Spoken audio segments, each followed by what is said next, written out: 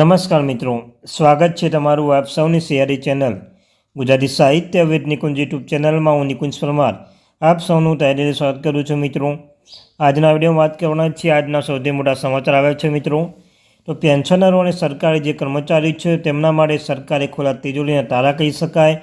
તો મિત્રો, આખરે પેન્શનની કિસ્મત ચમકી. તો ઘણા લાંબા સમય સુધી રાહ જોતા પેન્શન ધારકો માટે ખૂબ જ સારા સમાચાર લઈને આવ્યો છું. પેન્શન ધારક અને સરકારી કર્મચારી છો તો તમારા માટે આજનો વિડીયો ઉપયોગી બનશે.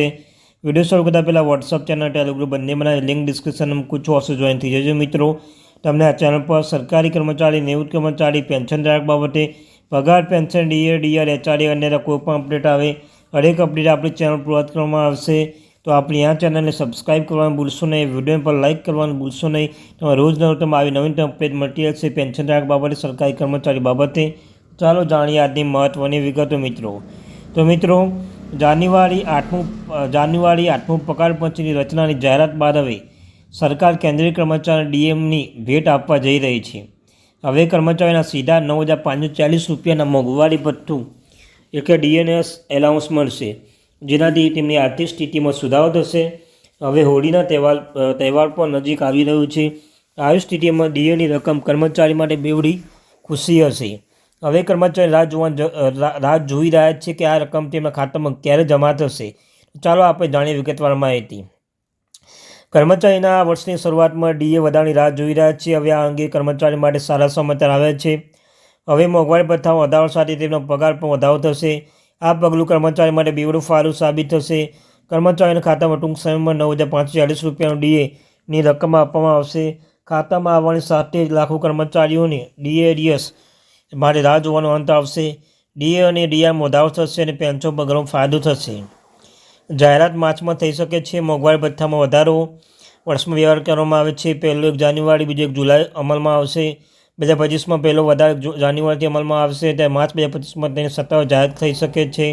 જો કે હજુ સુધી સરકાર દ્વારા કોઈ જાહેરાત કરવામાં આવી નથી. આ સિસ્ટમ હેઠળ કર્મચારી નિયમિત નાણાકીય સહાય મળશે અને તેનું જીવન સરળ બનશે. ડીએમાં આટલો વધારો થશે. કર્મચારી સંગઠન પણ માને છે કે સરકાર માર્ચમાં ડીએ જાહેરાત કરી શકે છે. આ અંતર્ગત 3% વધારો થવાની શક્યતા છે, જેનો લાભ કર્મચારીના અને પેન્શનને મળશે. જો કર્મચારી મૂળ પગાર 18,000 રૂપિયા હોય તો હાલમાં 9,000 રૂપિયા સહાય તરીકે મળશે. જો ડીએમાં 3% વધારો થાય તો 540 રૂપિયા વધુ મળશે, જેનાથી ડીએની રકમ 9,540 રૂપિયા થશે. તે સમયે 4% વધારો સાથે આ રકમ વધી 9,720 રૂપિયા થશે. નવા વધારથી કર્મચારીને વધારે પૈસા મળશે, જેનાથી તેની આર્થિક સ્થિતિમાં સુધારો થશે. પેન્શનને આટલો ફાયદો મળશે. ફેરફારની કાર સરકારી કર્મચારી અને પેન્શનોને નાણાકીય સહાય મળશે. આ વખતે 1 કરોડથી વધુ લોકો વધેલી રકમ લાભ મળશે. કેન્દ્રીય કર્મચારી પેન્શન લાભનો લાભ મળશે. આ ખાસ ભથ્થું કર્મચારીને આપવામાં આવશે, જ્યારે પેન્શનને ડીઆરની રૂપમાં રાહત મળશે અને આ વધારો તેમના જીવનમાં સરળ અને મદદરૂપ થશે, જેનાથી નાણાકીય સ્થિતિમાં સુધારો થશે.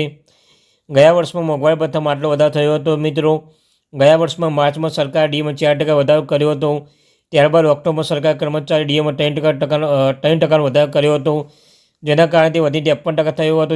તે પહેલાં 17% હતું, એટલે વર્ષમાં વધારો 7% હતો. આ વધારાથી કર્મચારીને રાહત મળી છે અને તેમના જીવનમાં સુધારો થશે અને આ સુધારો આર્થિક સ્થિતિમાં સુધારવામાં મદદરૂપ કરશે અને કર્મચારીઓને વધુ નાણાકીય સહાય પૂરી પાડશે.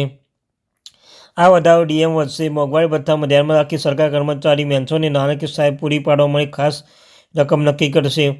આ રકમ દેશભરના ગ્રાહક ભાવ સૂચકાંક વર્લ્ડ ગ્રાહક ભાવ સૂચકાંક ડેટા પર આધારિત છે. જે છેલ્લા 1 વર્ષ ડેટા સરેરાશ લઈને સરકાર ડીએની રકમમાં વધારો કરશે. જો લોકોની આજીવિકા મદદ કરશે તો નાણાકીય સહાય વિવિધ શ્રેણીમાં લાગુ પડશે, જેની લોકોની નાણાકીય સ્થિતિ રાહ જોશે. આ વખતે પણ આધાર પર ડીએ વધારણી આવશે. ટૂંક સમયમાં જ્યારે ડિસેમ્બર 2024 ડેટા આવશે ત્યારે પણ નક્કી કરવામાં આવશે કે ડીએ કેટલો વધશે.